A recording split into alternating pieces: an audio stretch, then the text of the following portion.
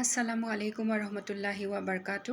এবাৰ এজন মানুহে বাহিৰলৈ যাবৰ সময়ত নিজৰ ঘৈণীয়েকক ক'লে যে মই নথকাৰ অৱস্থাত তুমি কলৈকো নাযাবা। আৰু কথামতেই হ'ল তেওঁ কলৈকো যোৱা নাছিলে, কিন্তু তেওঁ বাপেকৰ অতি মাত্ৰা গা বেয়া হ'ল।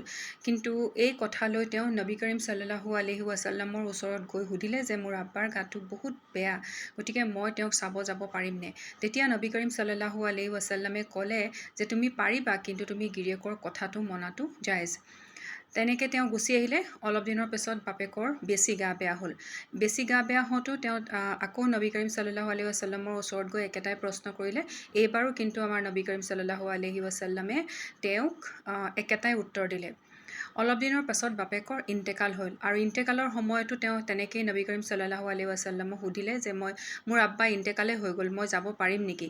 এইবাৰো কিন্তু নবী কৰিম সাল্লাল্লাহু আলাইহি ৱাসাল্লামে ক'লে যে যাব পাৰিবা, কিন্তু তুমি তোমাৰ গিৰিয়েকৰ কথাটো শুনাটো জায়েজ।